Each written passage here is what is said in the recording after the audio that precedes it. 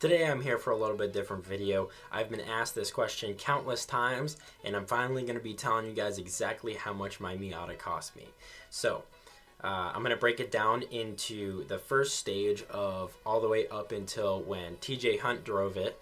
A lot of people want to know how much it cost then, and then I'm also going to explain all of what has been done and how much that cost all the way up until this exact day.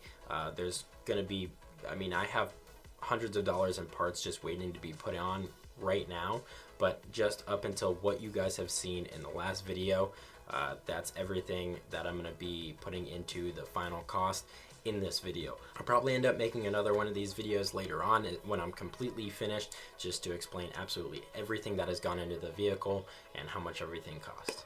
So anyways, without further ado, I'm going to go ahead and present each part of the car and what it cost, and then in the very end I'm going to add everything up.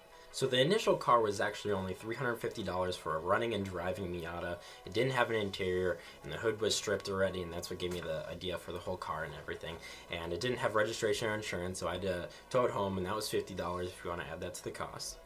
I needed a new battery, which is $100. Right away, I had to replace the upper and lower shift boots, and that was about $60. All of the materials to strip the car down, I probably ended up spending about $200. And that's all of the grinding blades and the sanding blades and just everything that I bought. I had tried several different methods. I had tried paint stripper, and that just really wasn't doing too well. And over time, I've spent about $100 on this chemical called rust mort, and it's just to prevent the rust, and it actually does really well. And you can see now that I haven't applied that stuff in a very long time. The car doesn't sit outside, so it doesn't really rust that much, and it's done pretty well so far. Now, in all the painting materials that I've ever used, the interior and the bed liner and everything for the inside of the car, and then also the gray for the outside, I'm just saying about $200. And my Rising Sun flag top that I had before TJ Hunt drove it, I actually took it off afterwards. That was $5 on Amazon, and I think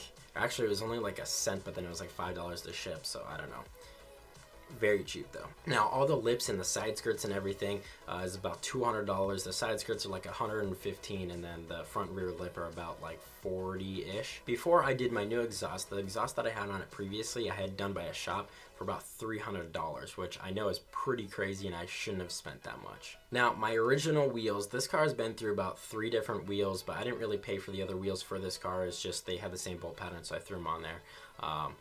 But my original Steelies cost me $616 out the door from Diamond Racing Steelies. And then tires for those, I had 205 45s, and those were about $200 from some cheapo shop. And then I'm also going to be taking off what I have sold off of the price, and I sold the original wheels that came with it for $100, so we can go ahead and knock $100 off there.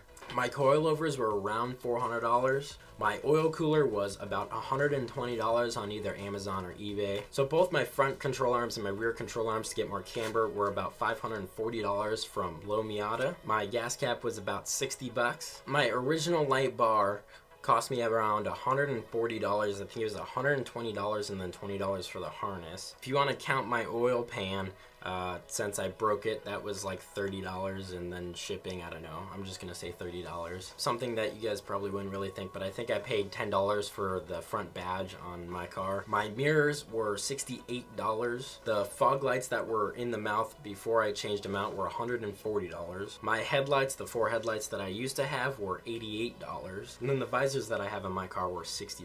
So up until this point, this is everything that has been done to the car before TJ Hunt drove it. Now, the total price is just a tad over $4,000, so about $4,068, I believe.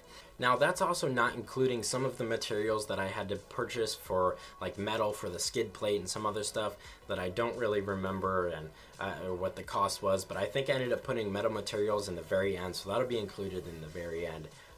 With the final cost as of right now. Now, $4,000 may seem like a lot, and it is a lot for that kind of car. But I really I put it in over time, and I probably put, maybe like $300 a month. And it just at the time, it really doesn't seem like a lot. After TJ Hunt drove it, I sold my light bar for $80, so we're knocking off $80 there. I sold my wheels for $600, so we're taking off $600 there. I got a new shift knob from from Mr. Grip.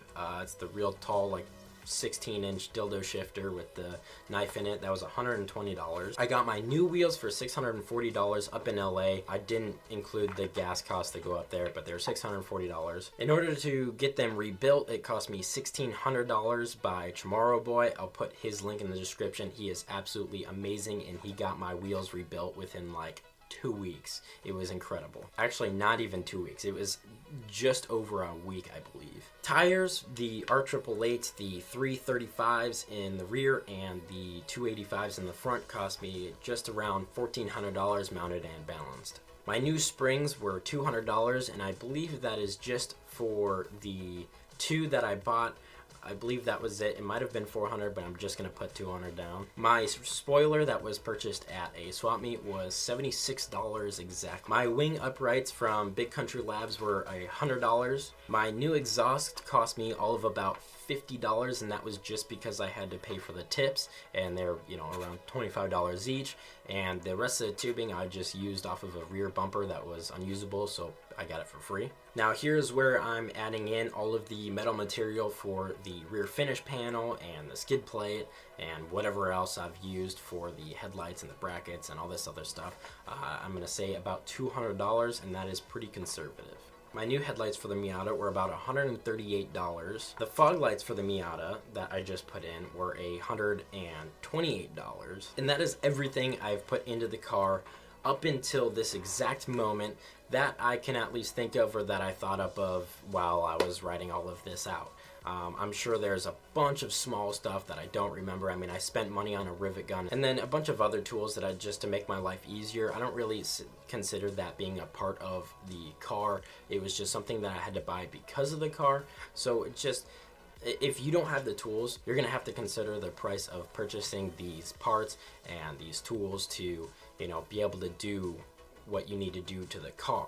So it would have been a lot harder or almost impossible to do some of the things with this car if I did not buy or have the tools that I have. So anyways, for the grand total for everything that has been done to the car up until this point is $8,039. And that's very conservative. Like I've been with pretty much everything, I've kind of been maybe a little bit lower than it really was. Now I know that seems like a ton of money, and realistically it is a lot to be spending on something that sits in my garage the majority of the time.